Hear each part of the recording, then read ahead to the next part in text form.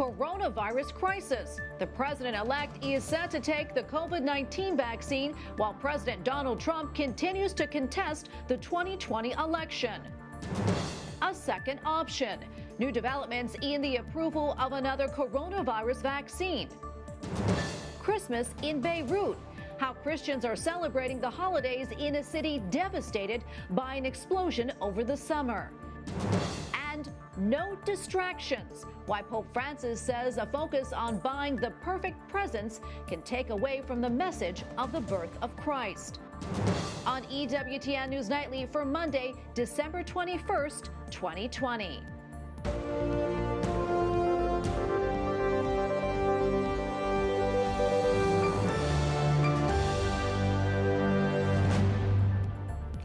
Good evening and thanks for joining us tonight. I'm Tracy Sable. The race for Georgia heats up as control of the Senate rests with voters in the Peach State. Meanwhile, the U.S. Attorney General William Barr speaks on appointing a special counsel to investigate the presidential election and President-elect Joe Biden's son. White House correspondent Owen Jensen reports. Owen?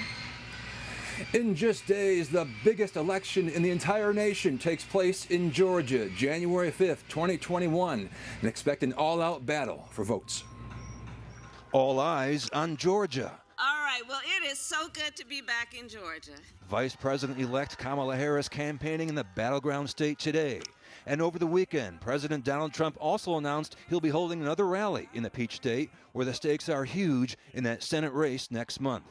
On the presidential election front, President Donald Trump tweets, "Big news coming out of Pennsylvania. Very big illegal ballot drop that cannot be accounted for. Rigged election." Twitter writes, "This claim about election fraud is disputed." Meanwhile, U.S. Attorney General William Barr goes before the cameras, where he said today he sees no reason to appoint a special counsel on potential election fraud. The same goes for the tax investigation into the son of President-elect Joe Biden. To this point, I have not seen a reason to appoint a special counsel. Also, 32 years ago today, Pan Am Flight 103 blown up by terrorists as it flew over Scotland. I am pleased to announce that the United States has filed criminal charges against the third conspirator, Abu Aguila Masoud Kir al-Marimi. He's the man now in Libyan custody, believed to have built the bomb that brought down Pan Am Flight 103 December 21st, 1988. 259 people were on board, mostly Americans, among them including a group of 35 study abroad students from Syracuse University who were on their way home to spend Christmas with their families. Years of investigating never ceased, and as decade after decade went by, it is the resilience of family members who have not let anyone forget our loved ones who were lost on that tragic night 32 years ago. Attorney General Barr also says there is no doubt the attack on that airliner was aimed at the United States. On the vaccination front tonight, President-elect Joe Biden got his inoculation against the coronavirus. The idea is to build confidence in the American public that the shots are safe. At the White House, Owen Jensen, EWTN News Nightly. Well, the U.S. now has another weapon to fight the coronavirus. Following FDA approval, the first doses of the Moderna vaccine were administered today in the U.S. And the Vatican gives out some new guidance assuring the faithful that it is morally acceptable to receive COVID-19 vaccines. Correspondent Mark Irons reports. Mark? Tracy, this comes as more countries are enforcing travel restrictions against the UK after concerns about a new strain of the coronavirus was found there. But let's start in the U.S. with the delivery of another vaccine. A second vaccine now shipping across America. With the Moderna and Pfizer shots now in circulation, more people can be vaccinated across the U.S. In addition to healthcare workers, nursing home and long-term care facility residents have begun receiving their vaccines. But health officials warn of tough times ahead. According to data from Johns Hopkins University, known cases in the U.S. double about every 2 months. Holiday travel and gatherings could bump up the numbers. I think, unfortunately, it will get worse because we still are experiencing the outcome of the Thanksgiving holidays. Meanwhile, these countries have placed travel restrictions on the UK amid concerns about a new strain of the coronavirus found there. Though health officials say it appears to spread more quickly, coronavirus vaccines will still be effective. There is no evidence of, nor reason to believe, it is not any more lethal or any more dangerous than the normal coronavirus. As the vaccines ship out, UPS driver Todd Elbel says it's the most important load he's ever hauled, and it carries even more weight following the death of his father to COVID-19. We lost a family member, and when I was asked to do this, I couldn't think of a better honor to do for my father than to do this today. Finally, in new guidance, the Vatican's Congregation for the Doctrine of the Faith says when ethical vaccines are not available, it is morally acceptable to use vaccines that rely on abortion-derived cell lines in research or production.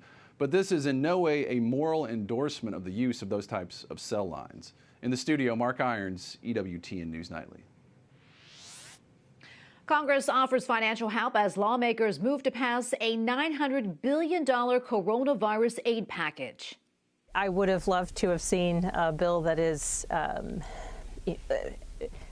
bit more substantial, but at this point, this is what, through bipartisan, bicameral efforts, we were able to negotiate. This as lawmakers in the House and Senate still awaited details of the bill before debating and voting on it. The pandemic package includes a temporary extra $300 a week for the unemployed and a $600 direct payment to most Americans. Once passed, President Trump has indicated that he will sign it into law. Coming up, an update on the situation in Beirut months after the city was rocked by an explosion.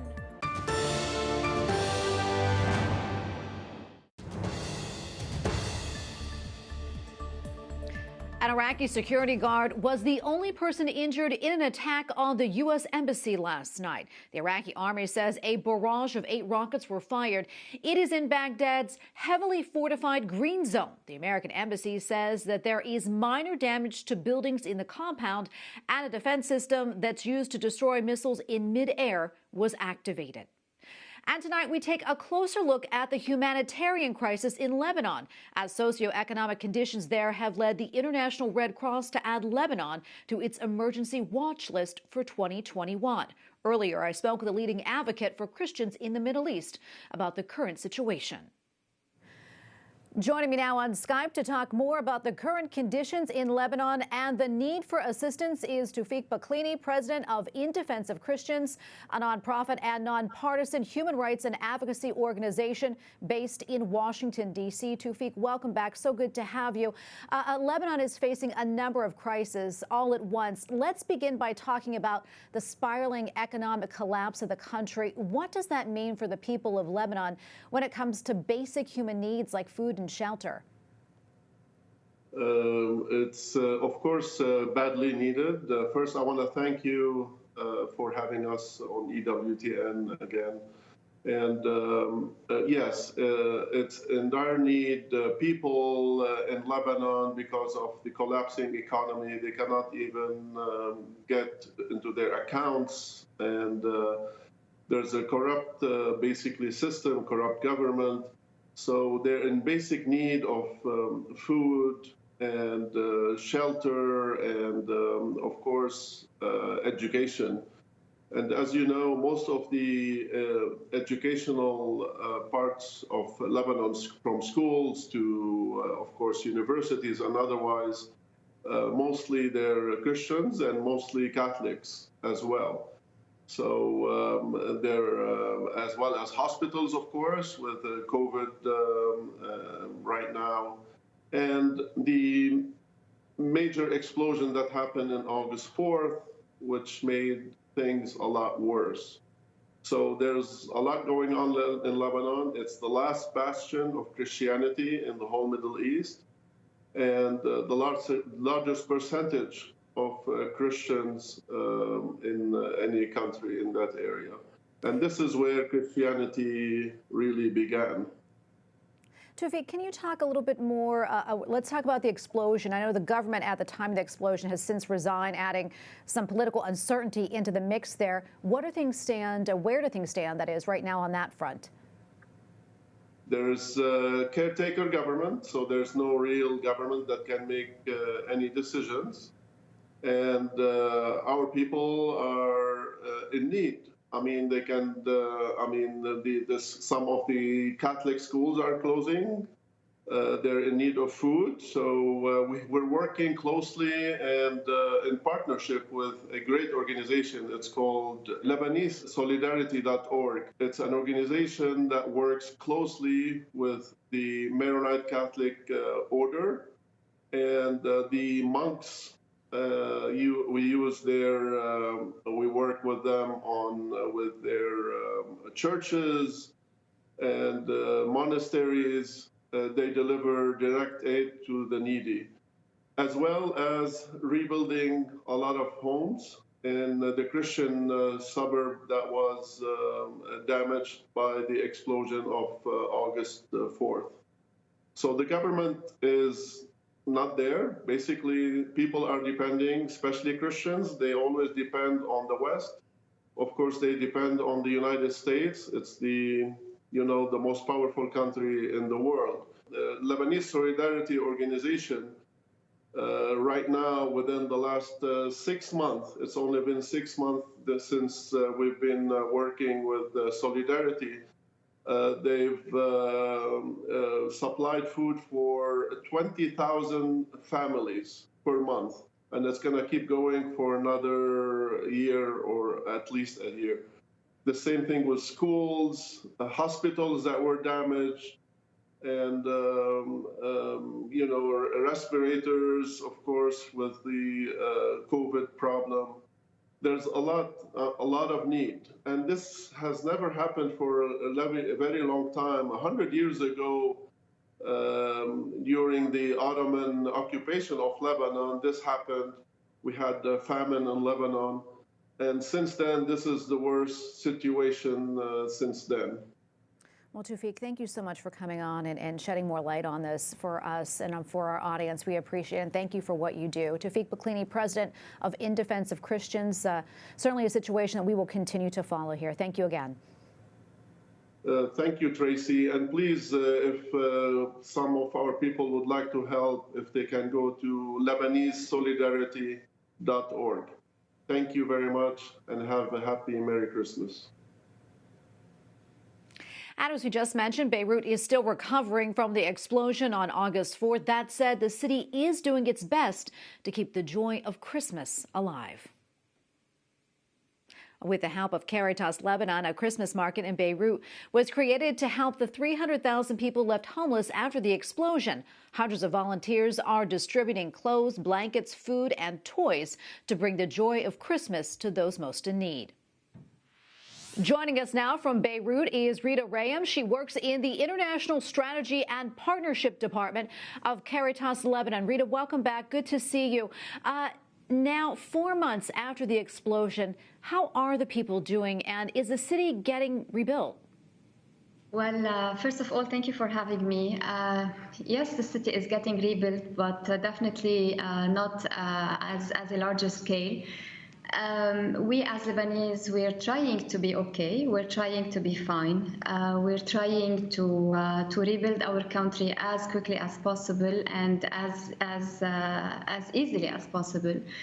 There have been many difficulties that we've been facing. So on top of the Beirut blast, we're facing a huge economic crisis. Our currency has lost 80% of its value, which have put an increasing number of Lebanese people under the line of poverty. So it is Beirut blast on top of the COVID-19 crisis, on top of a huge economic crisis, and we're facing 3 crises at the same time. Oh, Rita, I know the last time that we spoke, Caritas volunteers were really on the front lines helping victims. What are they doing now?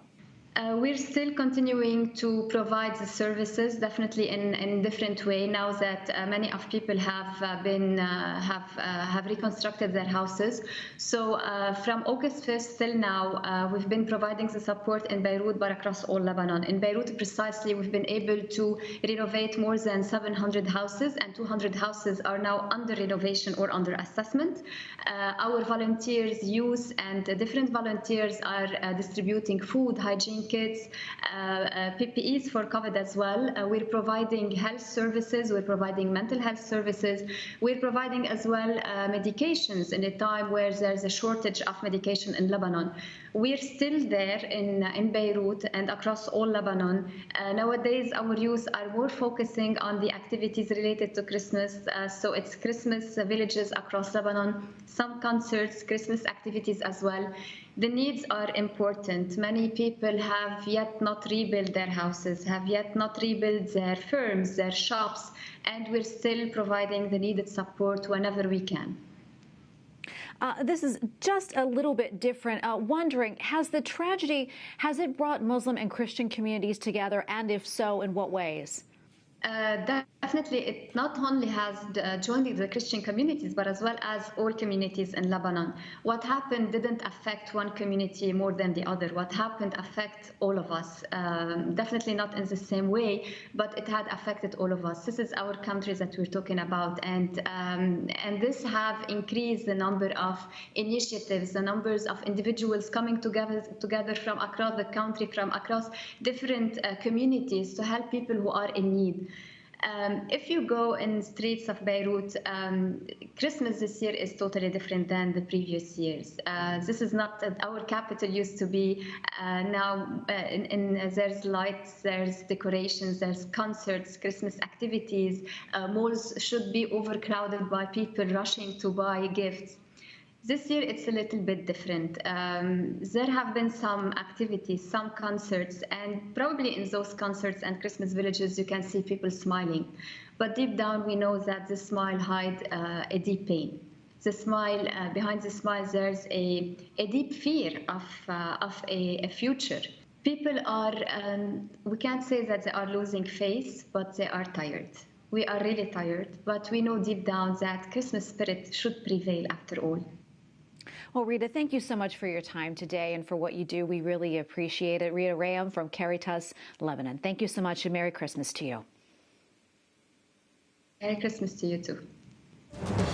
Up next, analysis of the Vatican's nativity scene and why it has drawn some criticism. Plus, more nativity scenes sent in by you, our viewers.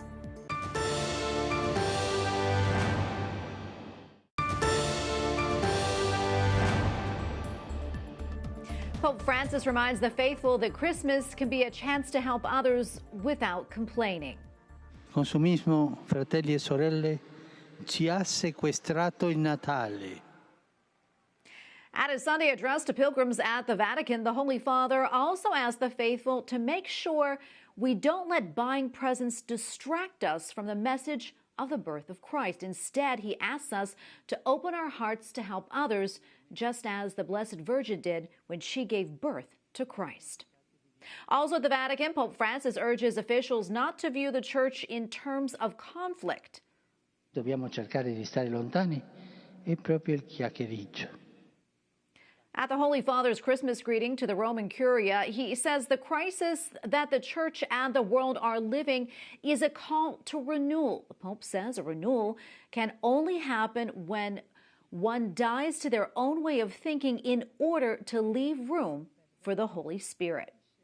Well, since its unveiling earlier this month, the Vatican's nativity scene in St. Peter's Square has drawn mixed reactions this year for its non-traditional appearance. This year's sculptures, which have been criticized for their unconventional depictions, are part of a collection made in the 1960s and 70s by students and teachers at an art school in Castelli, a town in Italy's Abruzzo region known internationally for its ceramics. Joining me now on Skype from Rome to talk more about this year's nativity scene and the reaction that it is getting is Elizabeth Lev, art historian and author. Elizabeth, good to see you again. Thanks so much for coming on. A lot of buzz, so to speak, about this year's nativity scene. Let's talk about that. And also, I'd like to get your impressions of it. What do you think? Well, I have to admit, I was very taken aback. I had seen the original photos and thought, okay, it'll be different, but I really wasn't expecting something that would be quite so jarring and that would stir up quite such a hornet's nest. I mean, these are very big figures in this extremely stark modern setting, so there's nothing else to look at but these figures. So it does come across as being something even more surprising when you see it in person in the square.